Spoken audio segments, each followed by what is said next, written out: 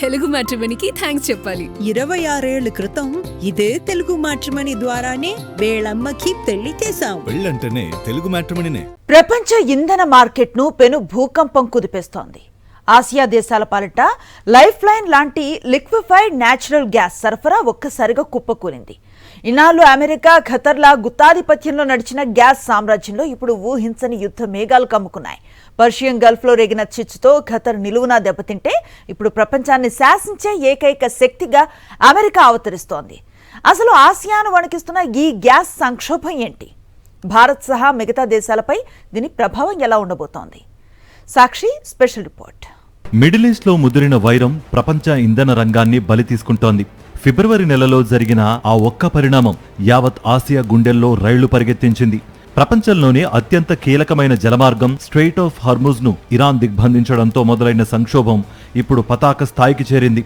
Qatar gas సామ్రాజ్యానికి గుండెకాయ లాంటి రాస్ లఫాన్ ఇండస్ట్రియల్ హబ్ పై ఇరాన్ జరిపిన క్షిపణి దాడులు గ్లోబల్ ఎనర్జీ మార్కెట్ను కోలుకోలేని దెబ్బతీశాయి.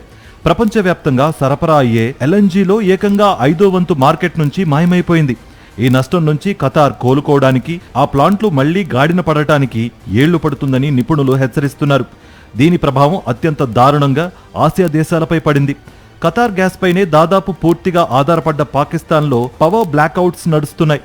వియత్నాం, భారత్, తైవాన్ దేశాలు గ్యాస్ దొరక్క ఇంధన రేషన్ విధిస్తూ మళ్లీ పర్యావరణానికి హాని చేసే బొగ్గు విద్యుత్ వైపు అడుగులు వేయాల్సిన దుస్థితి తలెత్తింది. ధనిక దేశమైన సింగపూర్ సైతం విద్యుత్ పొదుపు చర్యలు ప్రకటించిందంటే పరిస్థితి ఎంత తీవ్రంగా ఉందో అర్థం చేసుకోవచ్చు. గ్లోబల్ గ్యాస్ ఇండస్ట్రీ కేవలం 2 పెద్ద ప్లేయర్లు అమెరికా, ఖతార్ చేతుల్లో కేంద్రీకృతమైంది. ఇప్పుడు అందులో సగం మార్కెట్ ఒక్కసారిగా అవుట్ అయిపోయింది. ఈ వ్యూహాత్మక లోపమే నేటి సంక్షోభానికి కారణమని యురేషియా గ్రూప్ డైరెక్టర్ హిన్నింగ్ గ్లోయిస్టన్ అన్నారు. ఖతార్ సంక్షోభాన్ని అమెరికా అప్పుడే క్యాష్ చేసుకోవడం మొదలుపెట్టింది. టోక్యోలో జరిగిన ఆసియా ఎనర్జీ ఫోరంలో అమెరికా అంతర్గత వ్యవహారాల శాఖ కార్యదర్శి డగ్ బర్గమ్ బహిరంగంగానే ఆసియా దేశాలకు గాలం వేశారు.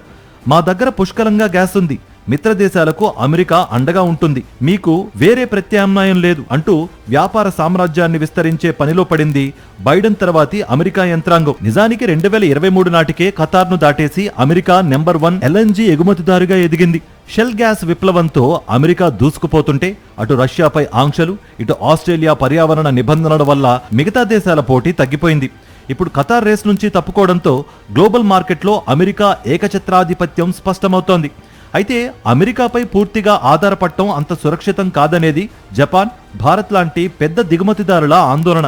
రేపొద్దున అమెరికాతో ఏవైనా దౌత్యపరమైన లేదా వాణిజ్యపరమైన విభేదాలు వస్తే వాషింగ్టన్ ఈ గ్యాస్ సరఫరాను ఆయుధంగా వాడుకోదని గ్యారంటీ ఏంటి? గతంలో బైడెన్ సర్కార్ కొత్త ఎగుమతి పర్మిట్లను నిలిపివేసిన విషయాన్ని ఇక్కడ నిపుణులు గుర్తు చేస్తున్నారు. అందుకే ఆస్ట్రేలియా, నార్వే, కెనడా వంటి ఇతర దేశాల వైపు ఆసియా దృష్టి సారిస్తోంది.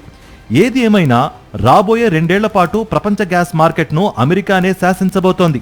ఆసియా దేశాలకు ఇంధన సెక్యూరిటీ ఒక పెద్ద సవాల్గా మారుతోంది. పశ్చిమాసియాలో చెలరేగిన చిన్న నిప్పురవ్వ ప్రపంచ దేశాల ఇంధన గృహాలను ఎలా దహించి వేస్తోందో, అమెరికా గుత్తాధిపత్యం పెరిగితే భారత్ లాంటి ఎదుగుతున్న దేశాల ఆర్థిక వ్యవస్థలపై ఆ ప్రభావం ఎలా ఉంటుందో వేచి చూడాలి.